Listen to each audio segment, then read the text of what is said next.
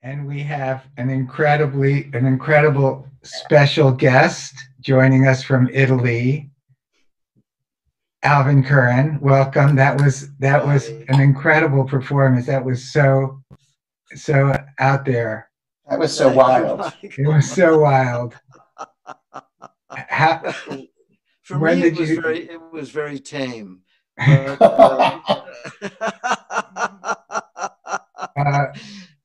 you combine a very ancient Jewish instrument with an early jazz term from music that originated in New Orleans, and you were back to back actually with Ted Hearn's Katrina Ballads. How did you tell us about the updating of the shofar into the 21st century and beyond?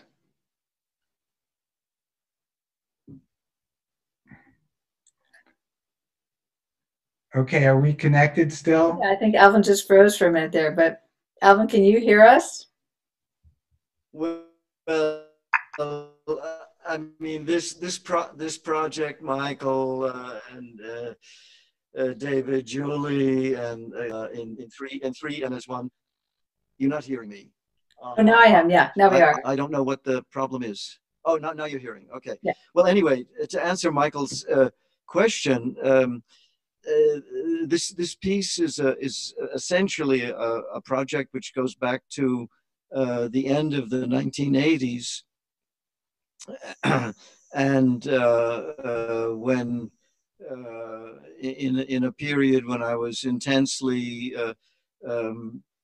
looking for my own roots and in all of the fields imaginable. Of course, the Jewish identity is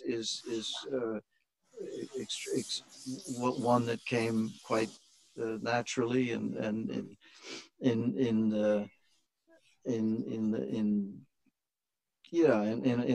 a very strong way in that period.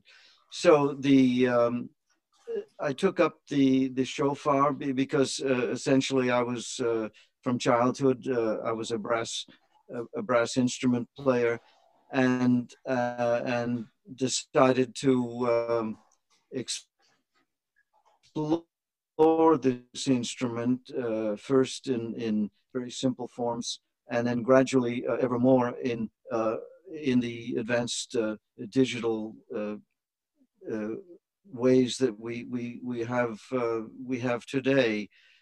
Sitting actually next to me, if you can see Angelo, this is the guy responsible for, for it's all his fault.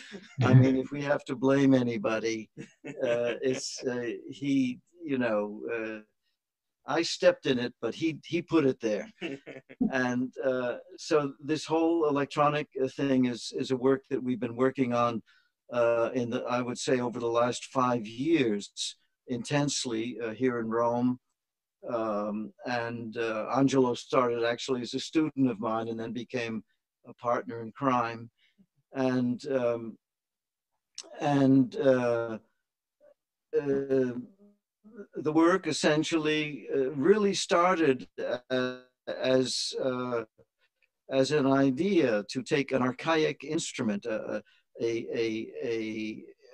an instrument that typifies human music at every level, and to bring it into the contemporary electronic languages, have it speak those languages as well as its own primitive, archaic, and sometimes beautiful sound. So that's my long that's my short version to answer. Just to get to, so for people who don't know what's going on, what is a shofar? Why don't you like? Well, the shofar is a well, first of all, it's an instrument, an animal horn. In the Jewish tradition, it can be a ram's horn. It can also be various. Um, uh, uh, it can belong to different animals in the advanced deer family, such as mine, which is a kudu, which is a West African kind of deer, and and these are traditionally used in I think not more even than 2 times a year in the in the in the various rites of the Jewish religion. They're blown to signify beginnings and ends, primarily of two important holidays. So, and they have all these prescriptions of how to play them, how to blow, you know, this kind of thing. These kind of linguistic and musical instructions. For me, it's just another horn. It's just a simple, primitive horn that plays a kind of overtone series, but you can't rely on anything with these kinds of crazy horns, because they don't really do what the overtone series should do. In any case, it's a challenge. It's a very hard instrument to play, and it's been with me for 35 years in my music making. And I think this little 8-minute fragment of a piece which is called Shofar Rags XXL, which is a whole a full-length concert of an hour and an hour and a half, is just an example of one aspect of my music making, which has been brought to a kind of a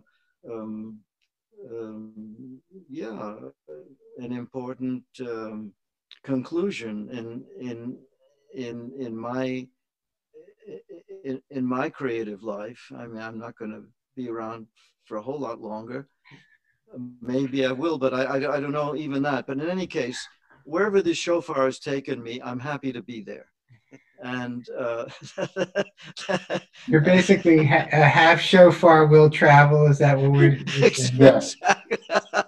Well, Exactly, Michael. you've you know, of course, have a catalog of amazing works, and Thank you. you know, you've been a historic, you know, legendary figure in American music, and so it's a real honor to have you on this marathon. Thank you so much for joining us, and you know, we're just so happy to see you. And Yeah, yeah, we hope we're in the same room again soon. I hope so Um, too. It's anyway, the honor is likewise, and also for Angelo. And thanks. It's been a wonderful moment. Thank And you. have a cappuccino for us, please. Okay, I will. Angelo, thank you so much. Thank you so much, Angelo.